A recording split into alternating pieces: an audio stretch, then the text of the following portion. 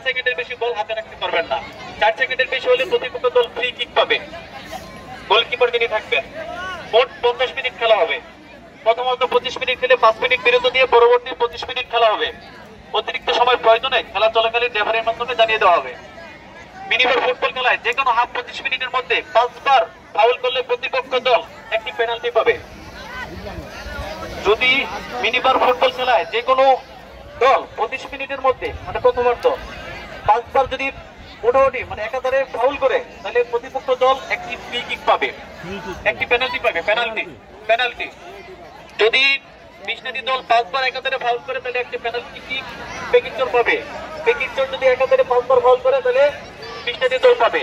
এটা যেন মাথায় থাকে 25 মিনিট, হ্যাঁ মানে প্রথমার্ধের মধ্যে এবং দ্বিতীয়ার্ধের খেলা থাকে।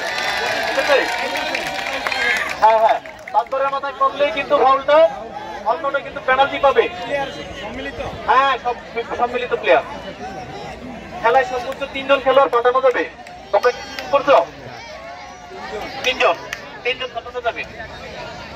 প্রতিপক্ষ কোনো খেলোয়াড়কে টেনে ধরলে ধাক্কা দিলে বল পায়ে ব্যতীত খেলোয়াড়কে আটকালে হাতি মারলে বা ঠেলাঠেলি করলে ফাউল বলে পরিগণিত হবে।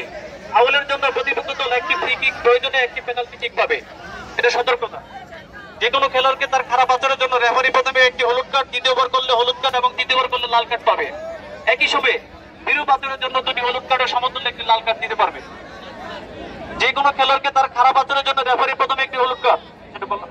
আক্রমণকারী দলের একজন খেলোয়াড় যখন প্রতিপক্ষ দলের 2 জন খেলোয়াড়ের গোলকিপার সহ 2 জনের চেয়ে গোলের কাছাকাছি হয় তখন সেটি অফসাইড দিবে। এটা রেফারি ঠিক করবে। গোলকিপারের ভিতরে যেন একসাথে আমরা জড়ো না হয় সেটা রেফারি বুঝবে। গোলকিপার কোনো মতে বাঁশ ধরতে পারবে না। গোলকিপার যে থাকবে বাঁশ ধরে খেলা দিয়ে থাকবে এটা কিন্তু হবে না। বাঁশ ধরা মানে সে একটা ফাউল করা। বাঁশ ধরতে পারবে না। গোলকিপার কোনো মতে বাঁশ ধরতে পারবে না। পরপর 3 বার বাঁশ ধরলে একটি হলুদ কার্ড, 5 বার ধারাবাহিকভাবে ধরলে দ্বিতীয় হলুদ কার্ড, 6 বারের মাথায় লাল কার্ড পাবে। এটা গোলকিপারের জন্য। দ্বিতীয় পাশে গোলকিপারদের পাশে কমিটির লোক ছাড়া কোনো দর্শক অতিরিক্ত খেলোয়াড় সাপোর্টার বা থাকবে না। রেফারির সিদ্ধান্ত চূড়ান্ত সঠিক সিদ্ধান্ত বলে গণ্য হবে এবং 2 দলের খেলোয়াড়দের মেনে নিতে হবে। কোনো অভিযোগ থাকলে কমিটির কাছে লিখিত বা মৌখিকভাবে বলতে হবে। খেলার প্রথমে বা বিরতির সময় মাঠে কোনো দলের সমর্থক ঢুকতে পারবে না। মাঠের বাইরে থেকে রেফারির সিদ্ধান্তের উপর বল প্রয়োগ বা উচ্চস্বরে কথা বলতে পারবে না। খেলা সুষ্ঠুভাবে পরিচালনা করার জন্য রেফারি এবং কমিটিকে সাহায্য করবে।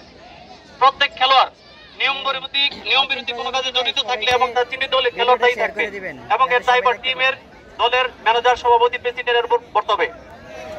কোন দর্শক অযাচিত বা অকারণে কোন দলের পক্ষ হয়ে বিশৃঙ্খলা সৃষ্টি করলে তার দায়ভার টিমের দলের ম্যানেজার, সভাপতি, প্রেসিডেন্টের উপর বর্তাবে।